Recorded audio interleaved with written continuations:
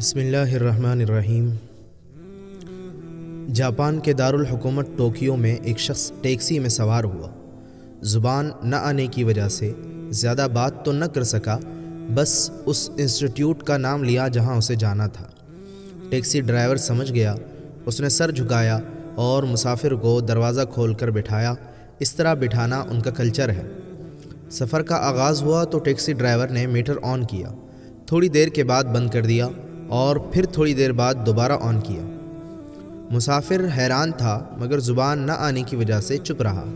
جب انسٹیٹیوٹ پہنچا تو استقبال کرنے والوں سے کہنے لگا، پہلے تو آپ اس ٹیکسی ڈرائیور سے یہ پوچھیں کہ اس نے دوران سفر کچھ دیر گاڑی کا میٹر کیوں بند رکھا۔ مسافر کی شکایت پر لوگوں نے ٹیکسی ڈرائیور سے پوچھا کہ آپ نے ایسا کیوں کیا۔ وہ بولا، راستے میں مجھ سے غلطی ہوئی، مجھے جس جگہ سے مڑنا تھا وہاں سے نہ مڑ سکا، اگلا یو ٹرن کافی دور تھا، میری غلطی کے باعث 2-2.5 کلومیٹر سفر اضافی کرنا پڑا۔ اس دوران میں نے گاڑی کا میٹر بند رکھا، جو مسافت میں نے اپنے غلطی سے بڑھائی اس کے پیسے میں مسافر سے نہیں لے سکتا۔ آپ کو حیرت ہوگی کہ اس ڈرائیور نے نہ چلہ لگایا تھا، نہ وہ نماز پڑھتا تھا، نہ کلمہ، نہ اس کی داڑھی تھی، نہ جبہ، نہ ٹوپی، نہ پگڑی تھی، مگر دیانت داری تھی۔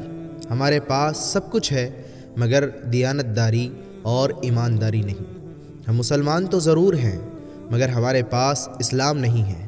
اسلام صرف پگڑی کا نام نہیں، اسلام صرف کرتے پاجامے اور داڑھی کا نام نہیں، اسلام سچ بولنے کا نام ہے، اسلام ایمانداری کا نام ہے، وعدہ پورا کرنے کا نام اسلام ہے، اسلام صحیح ناپنے اور پورا تولنے کا نام ہے، وقت کی پابندی کا نام اسلام ہے، اسلام دیانت داری کا نام ہے۔